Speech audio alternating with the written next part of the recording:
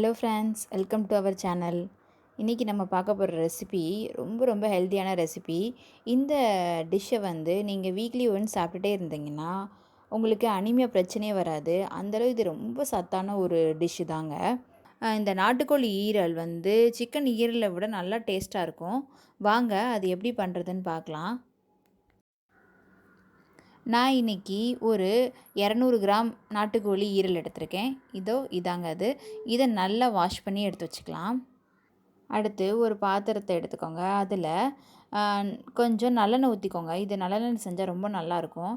நல்லெண்ணெய் ஊற்றி அதில் கடுகு உளுந்தம்பருப்பு போட்டு நல்லா பொரிஞ்சு வந்ததுக்கப்புறமா கருவேப்பிலையை போட்டுருங்க. கருவேப்பிலையும் நல்லா பொரியட்டும். அடுத்து இந்த ரெசிபி செய்கிறதுக்கு ரொம்ப முக்கியமான ஒரு பொருள் வந்து சின்ன வெங்காயம். இந்த சின்ன வெங்காயம் நம்ம நிறைய போடணும். அப்போ தான் இந்த ஈரலோட டேஸ்ட்டே ரொம்ப நல்லாயிருக்கும். நான் இன்றைக்கி வந்து ஒரு 150 கிராம் சின்ன வெங்காயத்தை சின்னதாக கட் பண்ணி எடுத்து வச்சுருக்கேன். இப்போது இது கூட அந்த கட் பண்ண சின்ன வெங்காயத்தை போட்டு நல்லா மிக்ஸ் பண்ணிக்கலாம்.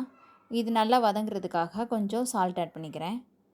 இந்த சின்ன வெங்காயம் வந்து நல்லா வதங்கணும். இந்த ரெசிபி ரொம்ப சீக்கிரமாக பண்ணிடலாம். ரொம்ப டேஸ்ட்டாகவும் இருக்கும் இது. பாருங்கள், இந்த வெங்காயம் வந்து நல்லா வதங்கிருச்சு. அடுத்து இதுக்கு தேவையான மசாலா ஆட் பண்ணிக்கலாம். 1 table spoon chilli powder, 1 table spoon pepper powder, அவ்வளோதாங்க.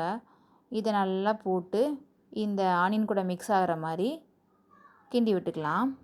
இது நல்லா மிக்ஸ் ஆனதுக்கப்புறமா நம்ம எடுத்து வச்சுருக்கிற அந்த ஈரலை இது கூட போட்டுக்கலாம். இப்போ இந்த ஈரலும் சின்ன வெங்காயம் நல்லா மிக்ஸ் ஆகட்டும்.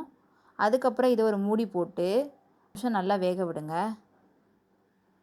இந்த ஈரல் சீக்கிரமாகவே வெந்துடும்.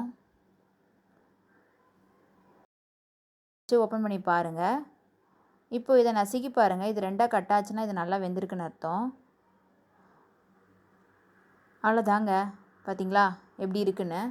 இது ரொம்ப டேஸ்ட்டாக இருக்கும். அந்த சின்ன வெங்காயம், அந்த ஈரல் இது நல்லா மிக்ஸ் ஆகி ஒரு நல்ல டேஸ்ட்டு கொடுக்கும்.